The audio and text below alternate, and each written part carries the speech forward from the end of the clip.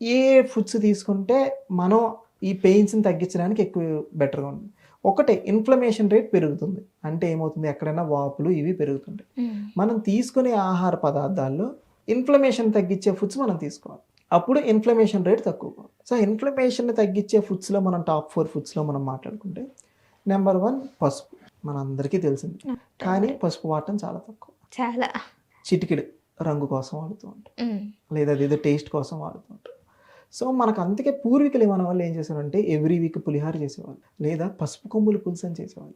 మన గ్రాండ్ ఫాదర్సే చేసేవాళ్ళు. మన మదర్స్ దాకా వచ్చేటప్పుడు కొద్ది తగ్గింది, మన జనరేషన్ వచ్చేటప్పుడు ఇంకా పూర్తిగా పోయింది. ఇప్పుడు 90% పసుపు కొమ్ముల పులుసు అంటే ఎవరికి తెలియదు, అసలు నాకే తెలియదు. సో ఏమవుతుందంటే ఈ పసుపులోని క్యుక్యూమిన్ అనే కెమికల్ కాంపౌండ్ ఉంటుంది.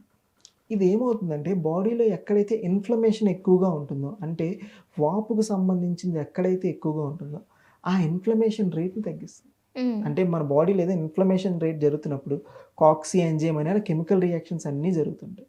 ఇది డైరెక్ట్గా ఆ పాత్వేని బ్రేక్ చేస్తుంది. బ్రేక్ చేసి ఎక్కడైతే ఇన్ఫ్లమేషన్ ఏదైనా వాపు, ఇప్పుడు కీళ్ళవాతమనే కదా, ఏదైనా వాపులు ఎక్కువైనా ఉన్నాయి, ఆ పెయిన్స్ ఎక్కువ ఉన్నాయి, ఈ యాంటీ ఇన్ఫ్లమేటరీ కింద వర్క్ చేస్తుంది పసుపు. So one of the reason పసుపు. రెండు మనం చూసుకుంటే సో కార్ట్లేజ్ ఇష్యూస్ వస్తుంది. అంటే ఈ పెయిన్స్ రావటం వల్ల ఏదైనా రెండు జాయింట్స్ మధ్యలో కార్ట్లేజ్ డిఫరెన్స్ ఏమైనా వస్తున్నాయి.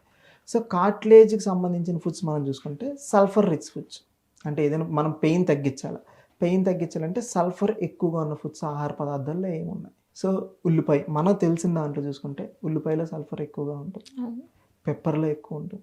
ఈ ఫుడ్స్ మనం తీసుకుంటే ఏమవుద్దంటే ఎక్కడైతే మనకి ఈ పెయిన్ పాత్వే ఏమైనా ఉంటే తగ్గుతుంది. మీకు అంతకుముందు చూస్తే ఎక్కడైనా దెబ్బ తగిలితే మిరియాలంతా క్రష్ చేసి ఒక ఆకుని మనం సినిమాలో చూసుంటాం. ముందు ఒక 90s కిడ్స్లో సినిమాలు చూసుంటే ఎక్కడైనా దెబ్బ తగిలితే ఆకుని తీసి అక్కడ పెట్టేవాళ్ళు ప్యాచ్ కింద.